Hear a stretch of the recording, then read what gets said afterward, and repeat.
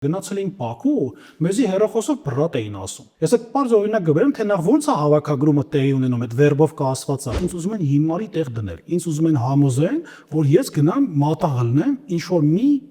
մարդու ցանկության պատճառով։ Պետական պաշտոնեն, երբ որ հայերին անվանման շուն, երբ որ չկա պատիժ ատելության, ես չեմ կարող հավատալ, որ խաղաղություն կլինի։ Ադրբեջանցիների համար շատ կարևոր է, իրանք ինչքան էլ լավ հայերենին իմանան, ինչքան մեր լրատվականը մոնիտորինգ ան, իրենց համար շատ կարևոր է հայը ինչա մտածում, քեզ խափում են, եղբայր, քեզ սուտ են ասում, քեզ տանում են անդունդ չէ, քեզ տանում են դժողքի բերանը։ Ես որպես Հայաստանի Հանրապետության քաղաքացի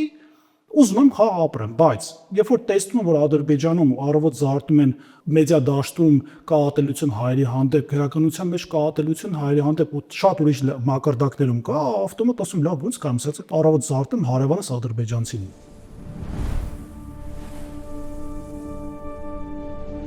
Ողջույն։ Յուրաքանչյուրս ունենք մեր վախերն ու ֆոբիաները։ Հազվադեպ է հանդիպում մարդ, ով զերծ է այս ամենից, եւ յուրաքանչյուրինը սպეციფიկ է, հենց իրենը։ Եվ միայն մեկ վախի տեսակ կա, որը միավորում է բոլոր այն մարդկանց, ովքեր ատում են Հայաստանն ու հայերի, եւ դա արմենոֆոբիան է։ Այսօր իմ զրուցակիցը մի մարդ է, ով հեղինակել է գիրք այս ամենի մասին, եւ գրքի անունն էլ հենց արմենոֆոբիա է։ Եվ այսպես ներկայացնում եմ ձեզ Գառնիկ Դավթյան։ Բարև ձեզ։ Բարև ձեզ։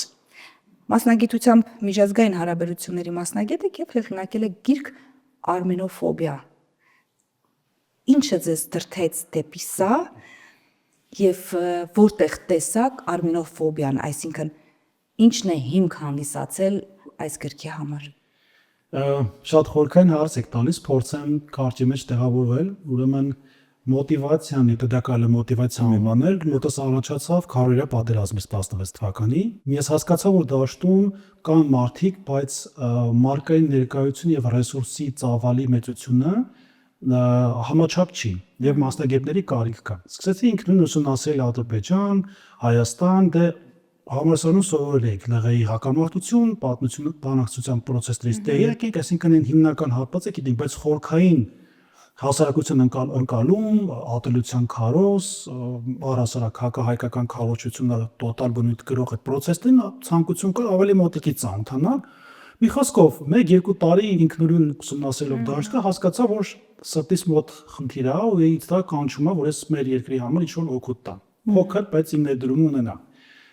Դրանից հետո եկավ 18 թվական, արդեն լեզուն սովորել, ավելի խորքային ադրբեջաներեն։ Այո, ավելի խորքային հարցին նայել, հասկանալ թե ադրբեջանցին ինչ է մտածում հայի մասին, այնտեղ ադրբեջաներեն քարոզը ոնց հարում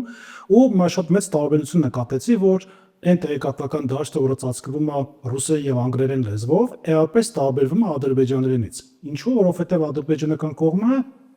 նախ եւ առաջ նպատակ ունի դա կոծկելու, որովհետեւ երբ որ սկսվեց մասնագետների կողմից 13-14-ից ակտիվացել է այդ թեման, բայց ավելի մեծ ռեզոնանս է ստացել 18-19 թվականին, 17-ին անգամ հայատացությունն ասված է, արմենոֆոբիա ասված է, ու ես առաջին գրքի հեղինակը չեմ, ուղղակի իմ գիրքը պատմում ինչով է տարբերվում մյուս հեղինակների գրքից։ Ու այսպես լեզուների տարբերությունը կայանում է նրանում, որ իրենք փորձում են կոծկել, ցույց չտալ միջազգային հանրությանը, թե ինչպիսի ատելության համակարգված ատելություն է տարածվում Ադրբեջանում, եւ դա հիմնական դերակատարը առաջի հորիզոնականում է հենց հայը։ Այնտեղ իհարկե բնորոշում կա ռուսների մասով, բնորոշում կա Իրանի մասով, բայց առաջի տեղում, առաջի հորիզոնականում մեդալագիրը ոսկե հենց հայն է։ Այդպես ու հասկացա, որ դաշտում կան մարդիկ, իրենց հետ ծանոթացա, հասկացա ինչ պրոֆիլը բռնեմ, որ ավելի նոր լինի եւ նաեւ մեր ապագա ուսանողների համար հետաքրքիր լինի, ու հասկացա, որ իրավական ոլորտն է կարևոր։ Երկրորդ մասնագիտությունը իրավաբան եմ, իհարկե չեմ աշխատում այդ ոլորտով, պարզապես այդ մասնագիտությունից ինձ թույլ տվեց հասկանալ Ադրբեջանի իրավական ոլորտի խայտարակությունը։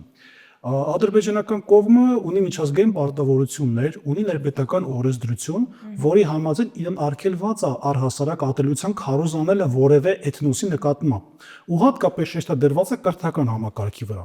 Բայց երբ որ մենք ուսումնասիրում ենք իրենց դպրոցի դասագրքերը, ավելի մեծ բուհական հաստատությունների դասագրքերը, գիտական մակարդակի դասագրքերը, մենք հասկանում ու անձամբ ես ինքս հասկացա, որ խայտարակ ձևի տարվում է հայրին ատելու, հայերի հանդեպ թշնաման եւ թույն ներարկելու պետական մակարդակի շատ ուղղորդված եւ մեծ ֆինանս ծախսերով քարոզ։ Ու դա իհարկե առաջին զգացողություն դա անվտանգության զգացողություն, որ դա արդեն Հայաստանի համար ազգային անվտանգության մակարդակի խնդիր է։ Ու հասկացա, որ գրքի մեջ պետքա զետեղեմ հենց Ադրբեջանի ներպետական օրենսդրության այն խախտումները կոնկրետ օրինակներով, փաստերով, վերլուծությամբ, թե օրինակ պետական պաշտոնեն, երբ որ հայերին անվանման շուն, ինքը բնականաբար կաշկանդված է նման հայտարարություններ անելուց։ Ուրիշ բան, որ դա հասարակ քաղաքացի ասի, այդտեղ իրավական կարգավորումներ կան, իրան երկու տեսակի պատիժ է նախատեսված։ Մեկը ֆինանսական, մյուսը օրինակ կամ պաշտոնից ազատում, կամ ուրեմն ազատազրկում։ 1-ից 2 տարի։ Հիմա մի փոքր փոփոխություններ ա կատարվել, բայց հիմնական մակարդակը այսպես է։ Ու ես ասացի, լավ, արդյոք գոնե մի օրինակ չի լինի, որ գոնե Ադրբեջանը իրան երաշխավորի, որ ասի, չէ, հայերը սուտ են ասում, մենք դատել ենք X մարդու։ Հավատացեք, մինչ օրս չկա մեկ օրինակ, որտեղ ադրբեջանցին կապ չունի ինչ մակարդակի պաշտոնյա է, ատելություն եւ թշնամական խոսք է ասել հայերի հանդեպ ու ենթարկվել է ամենամինիմալը, ֆինանսական պատժի։ Այնտեղ կա մանաթի 5000, 6000, նա ինչ ատելության խոսքը։ Ռամիլ Սաֆարովին նրանք ազգային հերոս դարձրեցին մարդասպան լինելու համար, որին ստորաբար այնպես որ ակնկալել այնտեղից ազնվություն, ես չգիտեմ, մարդասիրություն կամ որևիցե օրենքի թեկուզ միջազգային կարգի պաշտպանություն, դա նշանակում է հեքիաթին հավատալ եւ ավելի ճիշտ է հավատալ հեքիաթին, քան թե մեր այսպես կոչված հարևանների որևիցե խոսքին։ Պարոն Դավթյան, Ադրբեջանում իսկապես երեխաներին մանկուց սերմանում են ապելություն հայի հանդեպ։ Ձեր հարցը շքահվելու մակարդակի զգացողություն տվեց, որտեղ հենց միանգամից աչքիս առաջ մի քանի կադրով անցավ այն նկարներն, մուլտֆիլմերն ու պատկերները, որ այսօր կա Ադրբեջանում։ Այո, ճիշտ եք, Ադրբեջանում շատ խորը ատելություն արվում հայերի դեմ։ Անգամ դա հասնում է օրինակ վիզեն կատարելու մակարդակին, դա հասնում է օրինակ Արոնի հանդեպ սպეციալիկ զզվանք արտահայտելու մակարդակին, այսինքն չեք կարող այդ պատկերավոր աշխարհ ասացի մասին կա, չէ՞ խոսք։ Չկա տենց մակարդակ, որ կարանք ասենք այս լեվելի ատելություն կա Ադրբեջանում, անսահման է։ Դուք կարաք ասեք 10 բալ, մեկից 18-ը 10 չի, 20 բալ է։ Այսինքն այնտեղ այդ ատելությունը զզվանքը հայերի հանդեպ այնքան դոզավորված է, որ մանկուց փոքր երեխուն սովորացնում են, որ գիտես հայը դև է, կոտոշներով ինչ որ մատ մարգել չի, մարդածին ինչ որ արարած է, որին պետքա կամ սպանես, կամ նվաստացնես, կամ էլ ստրկացնես, որտեղ 4 տարբերակ պարզապես չկա։ Ու շատ մատ 3 տիպի համեմատություն անեմ։ 44-օրյա պատերազմից հետո ադրբեջանական սոցցանցերում, որ ավելի շատ ցածր մակարդակի ինտելեկտ ունեցող մարդկանց համար է նախատեսած, ցենց 3 կետով տարվում էր հայերը ինչպես պետք է անցալվեն ադրբեջանցիների կողմից։ Ես ի սկզբանե ներողություն եմ խնդրում մեր լսողներից, բայց մի հատ արտահայտություն պետք անեմ, որը ինձ համար ազնվապես նույնպես վիրավորանք է։ Այդտեղ դասակարգում կար։ Առաջի տեղում որ հայերը լավ բանվորներ են, իրենց պետք է աշխատացնել, բայց անպայման գումար չվճարել։ Երկրորդ հատվածը գալիս է, որ հայերը նաև լավ մագտուն են մաքրում, աղախինի կարգավիճակ ունեն, ու երրորդը արդեն կպնում էր ամբողջ հայերին, ծնողներին, քույրերին, հարազատ մարդկանց ասում էր, որ հայ կանայք, հայ աղջիկները լավագույն 18+ ծառայություններ կարող են մատուցել ադրբեջանցիներ։ Ես դրանց սկրինշոթներ ունեմ, եթե պետք է կարող եմ տրամադրել։ Այսինքն իրենց մոտ հայերին ոչ թե ոնց ասեմ տարական շտամակ։ Դա որտեղ է հրապարակվել այս մեջբերումները։ Telegram տարբեր պետական ադրբեջանական, այո, պետական աֆիլացում, պետության հետ աֆիլացվող Telegram ալիքներում, ռուսերենով, ադրբեջաներով, ոչ մի տարբերություն ու քվեարկություն է դրված, թե ով ինչպիսի ցանկություն կունենա այդ 3 կետից որը կընտրի։ Գիտեք, ասենք ես ինչև է ուսումնասիրում եի, ասում եմ, լավ, կարող է ես եմ դից ինչ որ չափազանցնում էլի, ասենք քժվել եմ, ենթադրենք, ու որ մեկ էլ տենց օրինակ է գալիս աչքիդ առաջ, ու ցույց է տալիս քո շրջապատի տարբեր տարիքային մարդկանց, գին տղամարդ կարևոր չի։ Մարդիկ որ նայում չեն հավատում գրածին, ասում են ոնց կարող է սակած, ասում չէ, նայ, Telegram ալիք ադրբեջանական հիմքերը ներկայացնում են, որոնք են, ապշում են, ասում են, լավ, այս կարգի չկա իրանց մոտ, ու ցավալի գիտեք որն է, որ դա խաղաղությունը լավ բան է։ Ով որ կարող խաղաղության հանդեպ ունենա բացական զգացում, ես անձամբ այդ մարդուն չեմ կարող ընկալել։ Մենակ հելա պակաս է կարա բացական ընկալում ունենա, օրինակ խաղաղության գաղափարի շուրջ, հա, բայց այս խաղաղությունը, որ հիմա տարվում է, դա նվաստացում է։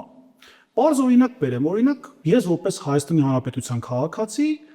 ուզում եմ խաղ ապրեմ, բայց երբ որ տեսնում եմ, որ Ադրբեջանում առավոտ զարթնում են մեդիա դաշտում կա ատելություն հայերի հանդեպ, գրականության մեջ կա ատելություն հայերի հանդեպ ու շատ ուրիշ մակարդակներում կա, ավտոմատ ասում լավ ոնց կամ ասած առավոտ զարթեմ հարևանս ադրբեջանցին։ Բայց Ադրբեջանի պետական քաղաքացիությունն այսօր դրա վրա է աշխատում։ Ադրբեջանցիներին բերի Հայաստան իրավունքի հիմքով, այսինքն սեփականության իրավունքի վերականգնման 3000 ադրբեջանցիների մասին է խոսքը։ Նաև խոսում է նրա մասին, որ հայերը այստեղ որևէ ոչ կրոնական իրավունք ունեն, ոչ գոյաբանական իրավունք ունեն, այստեղ իրանք զերո իրավունք ունեն, այդ զերոյի վրա իրանք շեշտադրում անելով ասում են երկրորդ ազգ ենք։ Պարոն Դավթյան, այսօր էլ դուք շարունակում եք այդ ուսումնասիրությունները օգտվելով իմացությունից ադրբեջանական լեզվի եւ արդյոք այլքան խիստ հակահայկական քարոզ է տարվում։ Շատ ուժեղ, տեսեք, ուղղակի խայծի ինչ ունե կայանի։ Նախ գիտեք այդ խաղաղության կեղծ օրակարգը որ կա հիմա ձևավորված Նիկոլ Փաշինյանի իշխանության շրջանում եւ մենք ունենք մեծաշարժման անդամ նաեւ ունենք պատկերացումը թե որ պետք է լինի իրական խաղաղությունը որ ասում ենք արժանապատիվ խաղաղություն դա սիրուն բառ չի չենք ասում խաղաղություն առանց ստորացման այո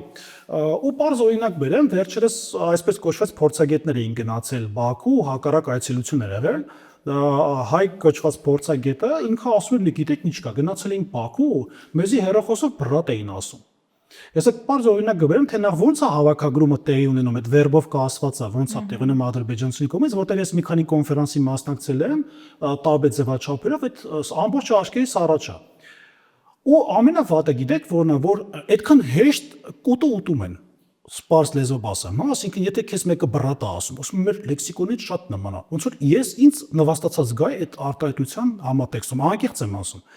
Ադրբեջանցին ինչ անում, որ տեսնում ենք հանձնարարություն ունի, որ հնարավորինս դրական կարծիք թող հայերի վրա ու հատկապես աղջիկների վրա, որտեղ աղջիկները վերբով կանելը համատաբար ավելի հեշտ է, որտեղ կա այնտեղ էմոցիոնալ ներողություն ադրբեջանցիները այսօր հայ աղջիկներին վերբով կանելու աշխատանքներ են տանում։ Ես կարծում եմ որ այո որովհետև այն խումբը որ գնաց Բաքու հետ եկավ ու հաթաթաթալով ասում էր եթե մեկը կա որ դեմ է Հայաստանի ու Թուրքիա հարաբերությունների կարգավորմանը ու վիրավորական արտահայտություններ անում ես կարող եմ ասեմ որ ազգի մեծ մասին վիրավորում էր ու այդ մարդը քրեական հետապնդման չի ենթարկվեց ազատ ման է գալիս ես կարող եմ ենթադրեմ որ այդ տեխնացուն ունի հաճելի ընկալում ադրբեջանցիների կողմից հատկապես Հիկմետ Հաջիևի կողմից ով հանդիսանում է Իլհամ Ալիևի օգնական է, որովհետև ինքը անձամբ այդ մարդու հետ էր կապի մեջ ու ստացել է դրական կարծիք ու ինքը համակարգում է փորձագիտական դաշտի մերձեցումը ադրբեջանական եւ հայկական։ Ես 7 տարի է զբաղվում Ադրբեջանով, այսինքն փորձագետ եմ այդ դաշտի, չեմ էլ ուզում այդ խմբի մեջ դրել, ես հանկարծ տպավորություն չունի, որ նախանձա, չուզողությունը բացարձակ Ես ձեզ ասում եմ, այդ մակարդակի տրվել գեղեցիկ խոսքերին առնվազն գլուխը թրիտակ դնել է, սեփական քո ձեռքով համաձայնվեց կոտորվելուն։ Okay, ես կարամ ադրբեջանցիի հետ փորձեմ շփվեմ, կոմունիկացվեմ, հասկանամ ինչ եզրով ընդհանուր հայտարարի կարանք կանք, դա նորմալ է, բայց ասենց որ գնաս մի հատ բրատից ոգևորվեց գաս ու մի հատ էլ հաթաթատաս ամբողջ ազգինով ասենք սա արդեն բառացի շնորհակալություն հայտնեց դրանից հետո մասնագետների այցը զարմանալի չի որ երկու օրինակ բերեմ ու եթե անցնենք մյուս թեմա իմ անձնական օրինակով պատմեմ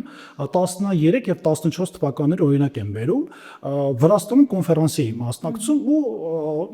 առավոտ նախաճաշում էինք երկու օրվա կոնֆերանս էր խոսակցականի մեջ ասում են չանգյալ չէ չանգյալը կտաս այդպես մեր խոսակցականի մեջ կա ու պատաբար մեր տղեկից մեկը այդպես բան ասում ադրբեջանցին ֆիքսում է այդ բոդ գիտեք մենք նմանություն ունենք մենք թշնամակ չպետք է ունենանք դուք եք չէ տոլմա ասում մենք ենք դոլմա ասում նման է գիտեք դուք զում եք չէ որ մենք ազգային ինչ որ հիմքի վրա մի կարանք նաև դիտարկենք որ մի ազգ է պարզապես մեզ Ռուսաստանը բաժանել է Ղարաբաղի կոնֆլիկտը այն ժամանակ այդ մեր Արցախի հարցն են առաջ բերում փորձում էին դա մանիպուլացնելով կերակրել ու ասեն աղջիկների հանդեպ սպეციფიկ մոտեցում կար երեկոյան որ հավաքվում ենք ինչ-որ միտեղ սրճելու, թեյելու, այս ժամանակ ուշադրություն մոտենում էին, ծանոթանում էին, կոմպլիմենտ էին անում, շատ սիրուն են ձեր հայ աղջիկները։ Անձամբ մի հատ դեպք կար Արմինե հետ աղջիկա անունը, ազգանունը չասեմ, եթե անգամ տեսնի էլ վստահ եմ։ Այո, պետք չէ։ Հա, ուրեմն ադրբեջանցին մոտենում է մեզ տղաներից, ասում է Արմինեն ամուսնացած է, բան ասում եք ինչի բա շատ եմ հավանել սիրահարվել է ու տենց դե Արմինելը ասում է գժվել են սրակին սիրահարվել։ Նույնիսկ անունը իրեն չէր կաշկանդում Արմինե։ Բացարձակ ու ամենահետաքրքիր գիտեք որն է այն ժամանակ Facebook-ը նոր էր զարգանում Արմինեն էլ խելացի աղջիկ էր որոշվում է Facebook-ով սրան գտնում տեսնում որ այդ տղամարդը ամուսնացած է կին երեխա ունի պարզապես հասկանալի է որ այդ մարդը ներդրվել էր խմբի մեջ Հավաքագրումը նպատակով։ Այդ Արմինեն միգուցե Արմինեն թույլ լիներ կամքով տրվել այդ կոմպլիմենտները կապի լիներ իր մեջ հեռահար գոնե, որ ինֆորմացիա կարողանար ստանալ։ Հիմա շատ տեխնոլոգիապես զարգացել են, բարբեր միջազգային կազմակերպության անվան տակ հայերին մտցնում են այդտեղ իբր թե research անելու, բայց հավաքագրված չգիտակցական մակարդակի հավաքագրված մարդիկ են։ Կարող է տպավորություն ստեղծել, որ դուք հին պատմություն եք պատմում, այս պատմությունը Բան չի ունենալ որ օրերի մասին, որ թվականի մոտավորապես շրջանի մասին է խոսքը։ 2003, 2014, 2015, անգամ 16 Ես 16-ից հետո պարզապես չեմ որևէ կոնֆերանսի չեմ մասնակցել, որովհետև քարոզիա պատերազմ, մի քիչ ավելի ուրիշ ընկալումներ, ասեն հավատալով։ Այս կոնֆերանսները որտեղ են իրականացվում, որ տարբեր երկրներում, հիմնականում այն ժամանակ Եվրոպական միությունը մեծ գումարներ ծախսում, որպեսզի մերձեցներ ժողովուրդներին, բայց ապարդյուն արդյունք տվեց, հատկապես քարոզիա պատերազմի ժամանակ, անգամ շատ պրոյեկտներ փակվեցին, ու այն պրոյեկտը, որ Հայաստան, Վրաստան եւ Ադրբեջան շրջանակում էր արվում, որտեղ միշտ Վրաստանը օգտագործում էր որպես երրորդ պետություն, միջնորդ պետություն։ Այդ քարոզիա պատերազմի հետևանքով փակվեցին շատ ծրագրեր, մեծ գումարներ, ուղղակի այդ հասկացան, որ մսխվել են անիմաստ տեղը, ու շատ մեծ հիասթափություն կար միջազգային հանրության մոտ, ոնց եղավ, որ այսքան մենք մտածենք մերձեցնենք ու մեկ էլ հոп այսքան ատելություն միանգամից։ Ու վատը գիտեք, որ նա գալիս էին կոնֆերանսի, գնում էին Բաքու, կիլոմետրերով հոդված էին գրում, բացասական կոնտեքստով, հայերը մեզ այնտեղ անպատվել են, մեզ ասել են, որ դուք ազգ չեք, ոչխար եք ու նման ձևակերպ։ Եզեր պարտանք սիրում են նրանք մասնագիտացված։ Ես հիմա որ ինձ ասում են խաղաղություն ու ես այդ փաստերը աչքիս առաջ ունեմ, գիտեք ինչ կա, ես գետին եմ մտնում ինքս, որտեղ ես այդ չեմ ասում, բայց ինձ ուզում են հիմարի տեղ դնել։ Ինձ ուզում են համոզեն, որ ես գնամ մատաղ լնեմ ինչ որ մի մարդու ցանկության պատճառով։ Հարց չկա, Նիկոլ Փաշինյանը հավերժ չի, ազգն է հավերժ։ Մեր ժողովուրդը, մեր եկեղեցին, մեր պատմությունն է հավերժ։ Մենք պետք է նպաստենք, որ ինքը հավերժականության ճանապարհ ունենա։ Ես չեմ համարում անկեղծ ինձ, որպես ու 7 տարի է ես այս պայքարի մեջ եմ, այս իշխանությունների դեմ, որովհետև իրենք մեր ազգային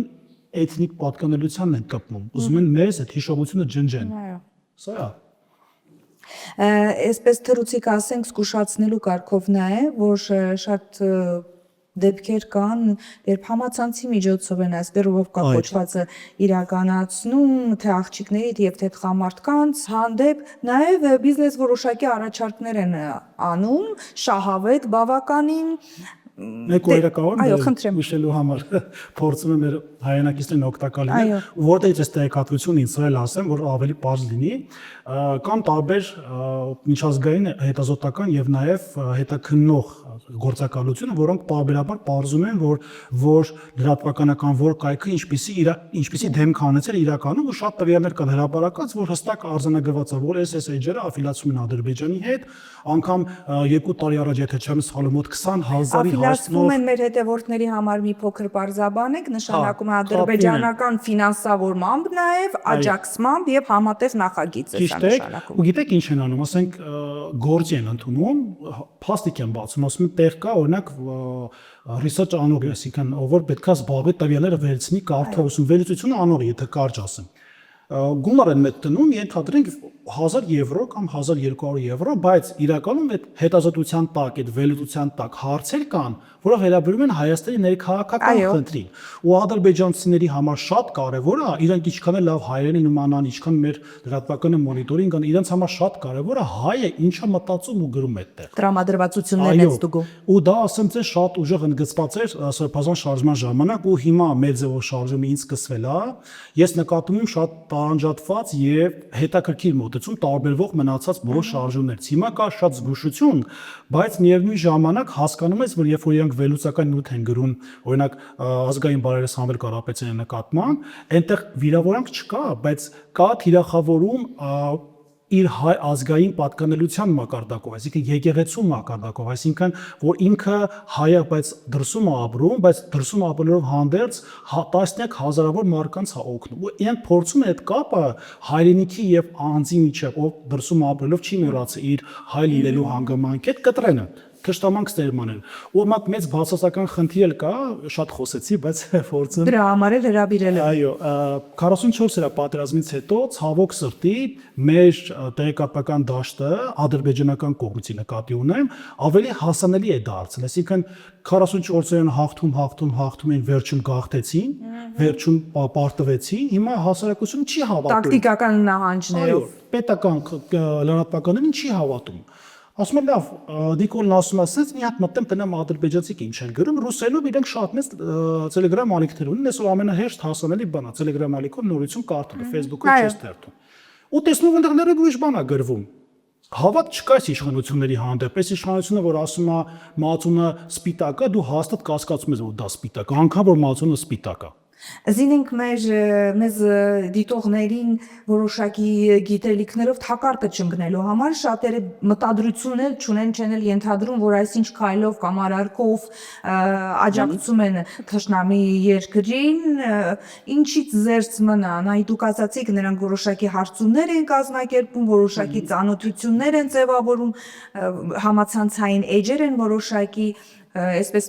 ղեկավարում, ինչին ուշադրություն դարձնեն մեր համաքաղաքացին հայերը, որպեսզի նման թակարդում չհայտնվեն եւ իրենց կամքից դուրս, իրենց կամքին հակառակ կարևոր տեղեկատվություն թշնամուն չհանձնեն։ Շատ հաճախ եթե այդպես է լինում, մարդը չգիտակցելով, որ ինքը ազդեցության տակ է, տեղեկատվություն է տրամադրում թշնամի պետության։ Տեսեք, շատ կարևոր է մեդիա գրագիտությունը, շատ կարևոր է, այսինքն մարդ ինչի նկատի ունեմ մեծա գրագիտություն ասելով, երբ որ օրինակ իրանց Facebook-յան էջով շատ գեղեցիկ աղջիկներ են գրում, հիմնականում բանակում ծառայող տղեկին ու լավ հայերենով, ասենք երբեք չես կասկածի, որ դա ադրբեջանցի է, որովհետև վերջին 10 տարվա կտրվածքով հայագիտությանը շատ մեծ ուշադրություն է դարձվել Ադրբեջանում, լեզու ուսուցանում, պատմության ուսուցանում, հոգեբանություն, մի խոսքով բոլոր հնարավոր եղանակներով մեզ սկանավորել են ուշադիր։ Ինչ արվում, գրում են տեքստեր, սիրո խոստովանություն, փորձում են հասկանալ մարդու նկարներից, կարաս դու հասկանաս մարդը ինչ հոգեբանություն ունի։ Facebook-ում հրապարակած կամ Instagram-ում հրապարակած նկարներից կարաս հասկանաս մարդը ինչ ասում, ինչ չի սիրում, ինչ մոտեցում ունի, ինչն է կարևոր իր համար տեքստերից, կոմենտներից պատկերացում կազմես, այսինքն հոգեբանական պատկեր ունենաս այդ մարդու ու հասկանում են ինչ գրեն։ Շատ է դեպքեր եղել, կհիշեք, 44 օրից հետո անընդհատ խոսում էին բանակում դավաճաններ գտնելու մասին։ Այդ քարոզը կար ու պարբերաբար ինչ որ դավաճանների էին բռնում։ Այստեղ խնդիրը այն չի, որ ես չեմ հավատում այդտեղ, անգամ կասկած ունեմ, որ իրականում դավաճանություն ում որ բռնել են դավաճան է, ես մեծ կասկած ունեմ այս մասով։ Խնդիրը այն է, որ իրանք իրական խնդիրը որ կա, ու գրում են տենց հավաքագրվում են, դա ասում են, որպեսզի դա իրական թվա ու իրական խնդիրը դա, բայց ում որ պետքա բռնեն, չեն բռնում։ Ու երբ որ այս իշխանությունը այդքան տոգորված էր այն ժամանակ դավաճաններ գտնելուց, ես հիմնովին կասկած ունեմ, կարամ ենթադրեմ անգամ, որ այդ դավաճանական մակարդակները անգամ կան միգուցե կան պետական համակարգում, միգուցե չեմ պնդում, կասկած եմ առաջ քաշում։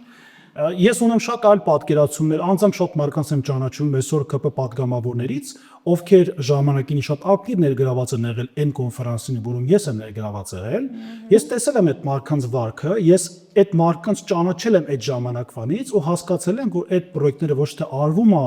նրա համար, որ մենք բարիշենք, հասկանանք իրար ադրբեջանցի հայի մասին է խոսքը, այլ պարզապես թշնամի պետությունները, հակառակորդ պետությունները կարողանան հասկանան ում հետ հնարավոր է համագործակցել։ Ու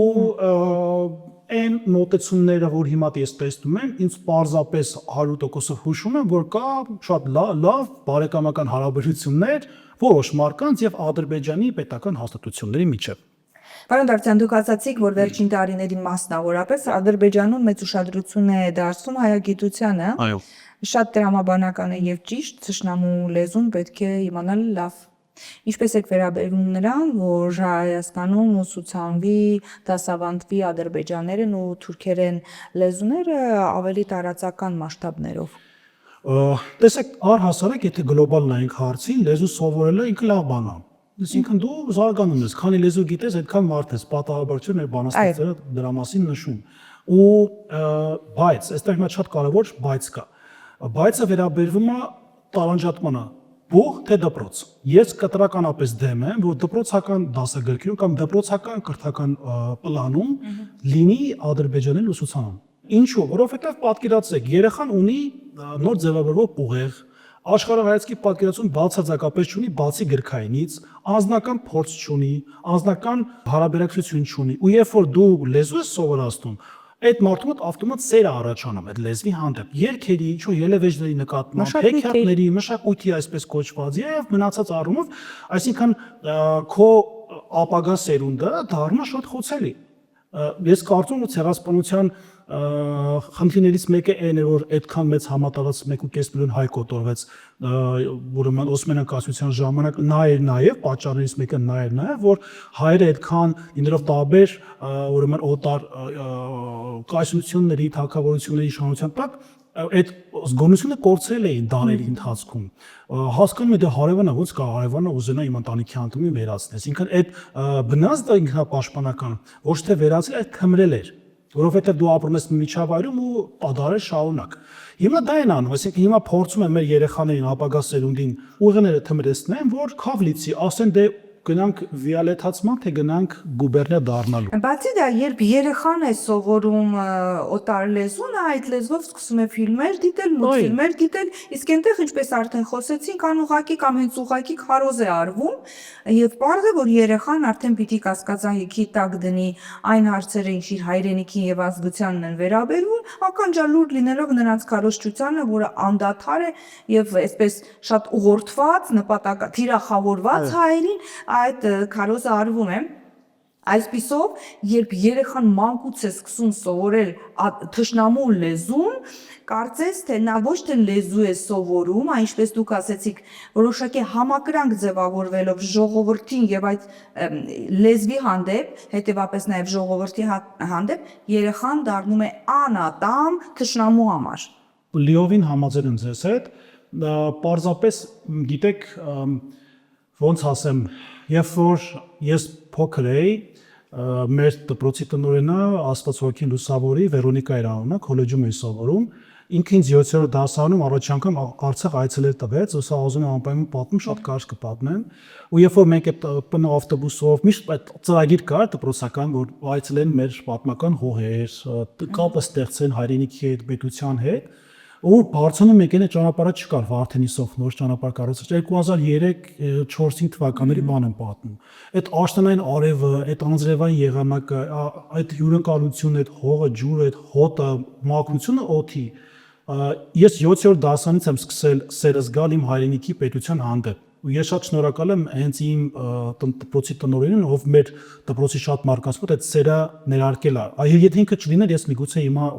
մասնագետել չլինեի։ Ես կարծում որ հիմքը հենց այդտեղից է դրվել, ու շատ շնորհակալ եմ իրեն, որովհետև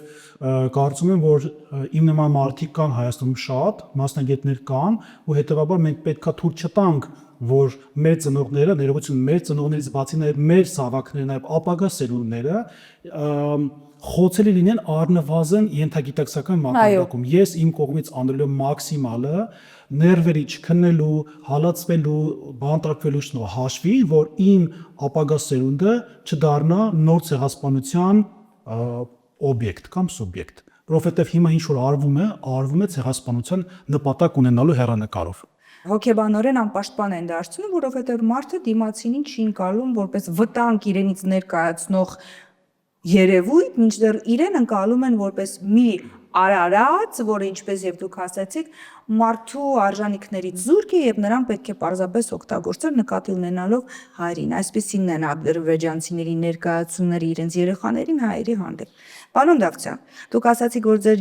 գիրքը միակը չէ արմենոֆոբիա թեմայի վերաբերյալ, բայց ունի տարբերություն, որն է այդ տարբերությունը եւ դեր ուսումնասիրություններին չեմ ցույց տվել արմենոֆոբիան որքան խորը արմատներ ունի եւ որքան դեպի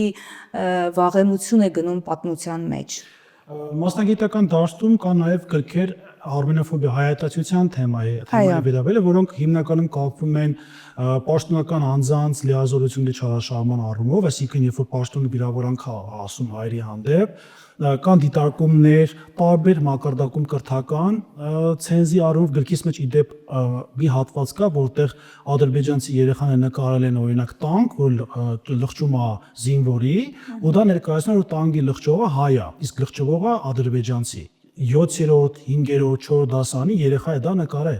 Դու պատկացեք այդ երեխային մանկապարտեզից ինչքան պետքա թույն ներշնչեն, որ ինքը այդ կարգի պատկերավոր աշխարհն է։ Ինձ համար որ արդեն էի ֆիքսում դա,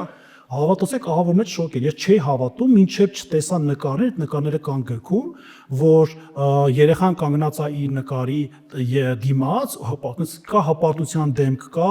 անհասկանալի դեմք, կա քաշվելու դեմք, ու այդ աֆիլացում այդ նկարը երեխան նկարելու տարբեր տարիքային են։ Գրքում կան պատկերներ ավելի փաստական առում հիմնավորելու մակարդակով։ Ու այդ մյուս գիրքը, որի մասին խոսեցի, ավելի պաշտոնական հայտարարություններ, դասագրքեր, մանկապարտեզի դրվագներ, իմ գիրքը առանձնանում է այդ գրքերից իրավական վերլուծությամբ, այսինքն երբ որ իրավունքն է խախտվում, ինչքանով Ադրբեջանում իրավունքը չի հարգվում, հետևաբար երբ որ չկա իրավունք, չկա ճիշտ կրթություն, համագեցությունն է բացառվում։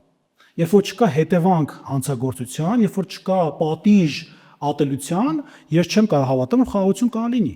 Որքան խորն են գնում արմենոֆոբիայի արմատները հետ դեպի պատմության արմատներ։ Տեսեք, նախ իրենք իրենց պատմությունը մի քանի տեղից են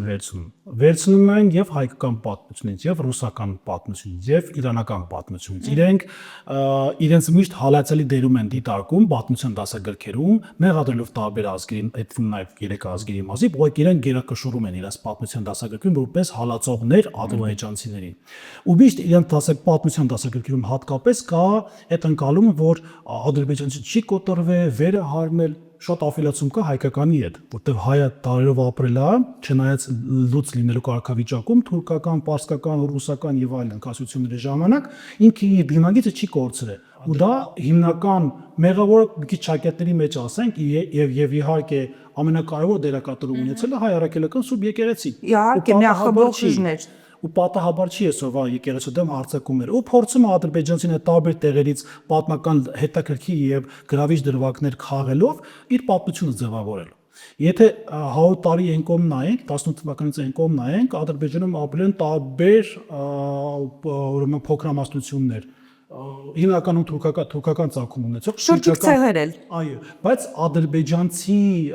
էթնոս չի եղել։ Բայց ադրբեջանցիները ամեն կերպ իրանց գլուխը տարբեր պատերին տալով, փոխաբերական իմաստով ասելով, փորձում են ապացուցել, որ իրենք պատմական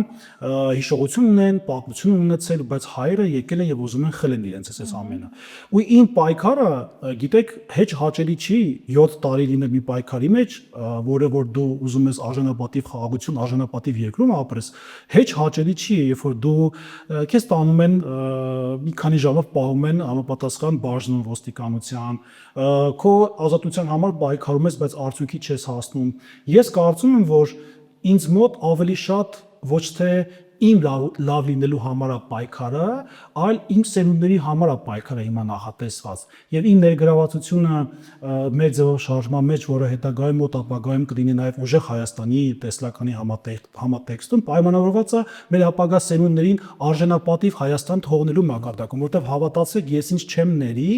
երբ որ մեծ տարիքում հետ նայեմ ու հասկանամ, որ ես ալերել եմ, ծուլացել եմ, վախեցել եմ ու չեմ արել ինձնից հասանելին, Դուք դες շքների դա։ Այո, եւ ես կարծում եմ, որ Սամվել Կարապետյանի ներգրավվածությունը այս պայքարում մի կողմ դնենք, որ ինքը բարերարա ունի բուրժ ֆինանսներ։ Ես նայում եմ ավելի շատ արժե համակարգին այդ մարդու,